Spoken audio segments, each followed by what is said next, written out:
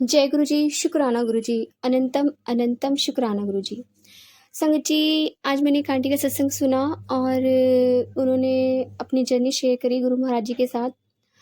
संगत जी, आंटी ने बताया अपने सत्संग में कि उनके बेटे को कैंसर था और डॉक्टर से इलाज चल रहा था। डॉक्टर्स ने 8 महीने का टाइम दिया था कि 8 महीने हैं तुम्हारे बच्चे के पास और कोई चारा नहीं है। हम अपनी तरफ से कोशिश कर रहे हैं, अदरवाइज ये ठीक नहीं हो सकता है, आप इसके घर पर सेवा करिए। संगत जी, जब डॉक्टर इस तरह सामने से आपके बच्चे के लिए बोलते तो माँ पर और बाप पर क्या बीतती है, सिर्फ माँ बाप ही जानते हैं या फैमिली मेम्बर जानते हैं। संगत जी, लड़का काफ़ी मतलब सही था, मतलब जैसे मैरिड वाले बच्चे होते हैं, शादी लायक बच्चे होते हैं। 24-25 साल रही होगी उनके बेटे की। तो संगत जी, उस टाइम पे जब उनको डॉक्टर्स ने बोला तो उनके पैरों तले से ज़मीन खिसक गई। उन्हें समझ ही नहीं आया कि सिर्फ 8 महीने हमारे बच्चे के पास। संगत जी, जब आंटी काम पे जाया करती थी तो वहाँ पे उन्हें एक आंटी मिलती थी और वो हम हमेशा उनसे कहती कि तुम ना बड़े मंदिर जाओ, छतरपुर में बड़ा मंदिर है गुरु जी का, देखना वहाँ जाके ना हर किसी की बीमारियाँ ठीक हो जाती हैं, तुम्हारा बच्चा भी ज़रूर ठीक हो जाएगा। मगर वो आंटी इग्नोर कर दिया करती थी कि छोड़ो, ऐसे भी कोई गुरु होते हैं जो मतलब बीमारियाँ ठीक कर देते हैं। तो एक बार वो आंटी बहुत फोर्स करती हैं कि तुम ऐसा करो, वहाँ नहीं जा सकते हो, तो एक जगह सत्संग हो रहा है, तुम वहाँ पर चलो। तो वो सोचते हैं कि चलो चले जाते हैं, क्या क्या जाता है जाने में। इतनी जगह चले गए, इतने सब जो जैसे बताते हैं वहाँ चले जाते हैं, उपाय भी करते हैं बहुत, लेकिन कुछ फ़र्क नहीं पड़ा, तो यहाँ भी चले जाते हैं। तो संगत जी, जब वहाँ पर जाते हैं तो वो आंटी देखती हैं गुरु जी का दरबार सजा होता है, सामने गद्दी लगी होती है और जब जाके वो बैठती हैं तो उन्हें बिल्कुल गुरु जी के सामने बैठने का मौका मिलता है बीचों बीच। बट उनसे बैठा नहीं जाता, बहुत देर तक वो इधर उधर बैठती हैं। थोड़ा माता रानी को मानती थी तो माता रानी में ध्यान लगाती है इधर उधर। तो वो गुरु जी को देखती हैं, मगर कनेक्शन ना होने के कारण वो इधर उधर देखना शुरू कर देती हैं। बहुत देर तक बैठी रहती हैं क्योंकि सत्संग हमेशा 2 घंटे का होता है। चाय प्रसाद मिलती है, लंगर प्रसाद खाती हैं, तो उन्हें बहुत देर हो जाती है बैठे बैठे। तो गुरु जी से कहती हैं, अगर सच में आप बीमारियाँ ठीक करते हो तो मेरे बेटे का कैंसर ख़त्म कर दो। और कह के वो वहाँ से चली आती है।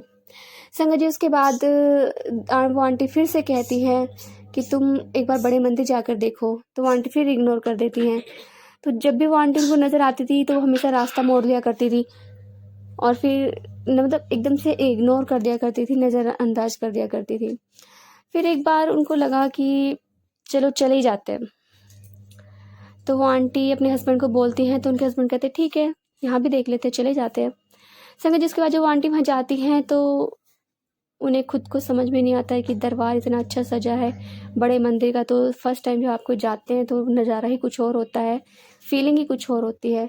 संगत जी, वहाँ से आती हैं, चाय प्रसाद पीते हैं, वहाँ पे जाके लंगर प्रसाद खाते घर आ जाते हैं। हर सोमवार को वो जाना स्टार्ट कर देते हैं और अपने बेटे को भी लेके जाते हैं। धीरे धीरे उन 8 महीनों में जो डॉक्टर्स ने कहा था कि तुम्हारा बच्चा नहीं बचेगा, वो 8 महीने कब बीते पता नहीं चला। गुरु महाराज जी ने उन 8 महीनों में उनके बेटे की जो रिपोर्ट्स थी नॉर्मल करी, कैंसर रिमूव करा, उनके बेटे को बिल्कुल स्वस्थ कर दिया।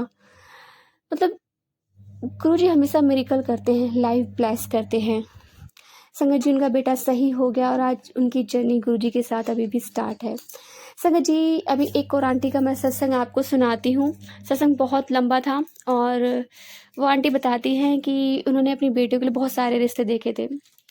वो गुरु से बहुत टाइम से पहले से जुड़ी हुई थी, वो जालंधर में भी जाती थी और उस शायद चंडीगढ़ में भी था गुरु जी का दरबार।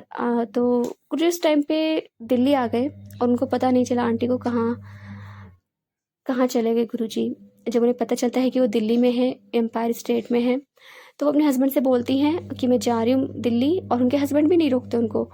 दिल्ली का उन्हें ना अता होता है, ना पता होता है, ना रास्ते पता है, बस ये पता है कि गुरु जी के दरबार जाना है।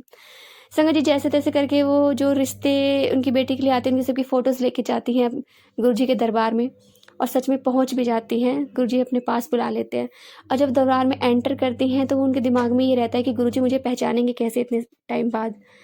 तो जैसे वो एंटर होती हैं तो गुरु जी कहते हैं, आजा गिलांटी, आजा आजा, हेलो हेलो करेंगे। संगत जी, वो एकदम से खुश हो जाते हैं कि गुरु महाराज जी ने पहला मुझे पहचान लिया। फिर दूसरा क्वेश्चन के दिमाग में उठता है कि मैं रिश्ते लेकर आई हूँ, गुरुजी कौन सा लड़का सेलेक्ट करेंगे मेरी बेटी के लिए।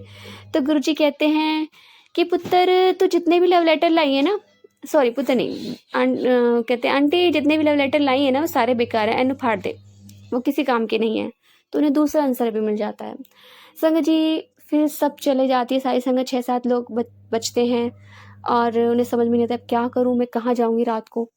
तो गुरुजी उनकी बात का फिर उन्हें जवाब देते हैं। एक आंटी से कहते हैं कि आंटी तेनू पोता चाहिए ना, तो आंटी ने अपने घर ले जा। संगत जी तीसरी बार भी गुरु महाराज जी उनके तीसरे क्वेश्चन का आंसर भी दे देते हैं, उन्हें रात को रुकने का ठिकाना भी दे देते हैं।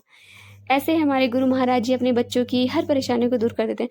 संगत जी उन आंटी ने एक और सत्संग शेयर किया था कि एक नई नवेली दुल्हन थी और उसकी डेड बॉडी लेकर सब जा रहे थे, वो मर चुकी थी। और जब लेके जा रहे थे तो गुरु महाराज जी ने उनको देखा और उनसे कहा कि रुको। उन्हें रास्ते में ही रोक लिया और उन्होंने कहा कि इसे उतारो। तो वो मान जाते हैं, उसे उतार देते हैं। गुरु महाराज जी के पास जल प्रसाद होता है और उस लड़की के मुंह पे जल प्रसाद छिड़कते हैं। संगत जी यकीन नहीं करेंगे आप, वो लड़की उठकर बैठ जाती है, वो लड़की जिंदा हो जाती है। गुरु महाराज जी उसे न्यू लाइफ ब्लेस करते हैं। संगत जी वो आंटी बताती हैं कि वो लड़की आज भी गुरु जी के दरबार में जाती है और उसके 2 बच्चे भी हैं। संगत जी ये हमारे गुरु महाराज की महिमा है, मरते हुए को जिंदा कर देते हैं, न्यू लाइफ ब्लेस कर देते हैं। संगत जी यदि आपको सत्संग अच्छा लगे तो प्लीज हमारे चैनल को लाइक कीजिए, सब्सक्राइब कीजिए, बेल आइकन को प्रेस कर दीजिए ताकि नए सत्संग की जानकारी आपको जल्द से जल्द मिल सके। संगत जी यदि आप भी अपना सत्संग शेयर करना चाहते हैं तो आप हमें हमारे व्हाट्सएप नंबर पर लिखकर भेज सकते हैं, रिकॉर्ड कर भेज सकते हैं। आपके सत्संग भी और संगत शेयर किए जाएंगे। जय गुरु जी, शुक्राना गुरु जी।